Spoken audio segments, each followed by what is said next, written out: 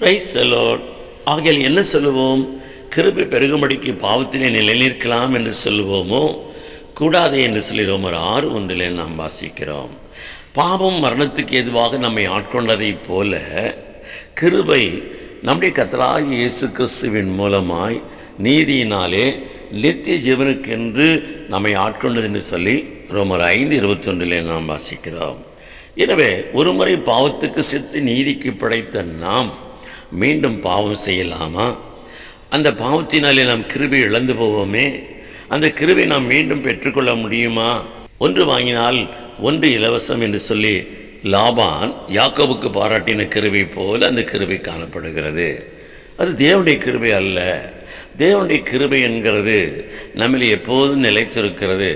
அந்த கிருபையை நாம் சார்ந்து கொள்ள வேண்டும் என்கிறதை அப்போஸ்தலனாகிய பவுல் மூலமாய் நாம் அறிந்து கொள்ள முடிகிறது. என் கிருபை உனக்கு போதும் என்று கர்த்தர் சொன்னபோது அதை மகிழ்ச்சியோடு ஏற்றுக்கொண்டு அதில் நிலைத்திருந்தார் என்று சொல்லி நாம் பார்க்கிறோம். எனவே கிருபை என்கிறது தேவனால் நமக்கு அருளப்படுகிற ஒரு பெரிதான ஒரு பாக்கியமாக இருக்கிறது. அந்த கிருபையை நாம் உதாசீனப்படுத்தக்கூடாது. தாவீதை குறித்து நாம் பேசுகிறோம். அதை இழந்தான், அதை பெற்றுக்கொண்டான் என்று சொல்லி. தாவீது வாழ்ந்த காலமோ நியாயப்பிரமாணத்தின் காலம். நாம் இன்றைக்கு வாழ்கிறது இயேசு கிறிஸ்துவினால் மீட்புண்டாகும்படியான ஒரு கிருபையின் காலத்துக்குள்ளே நாம் வாழ்ந்து கொண்டிருக்கிறோம். எனக்கு கிடைப்பதற்கு அரிதான கிருபையை தேவன் நமக்கு இலவசமாய் தந்திருக்கிறபடியினாலே இந்த கிருபையை நாம் காத்துக்கொள்ளுவோம். கிருபையின் தவறான உபதேசங்களுக்கு நம்மை விலக்கி பாதுகாத்து கொள்ளுவோம். அந்த கிருபை என்கிறது நித்திய ஜீவனுக்கு நேராக நம்மை நடத்தி நம்மை வெற்றி சிறக்க பண்ணும். ஆமென்.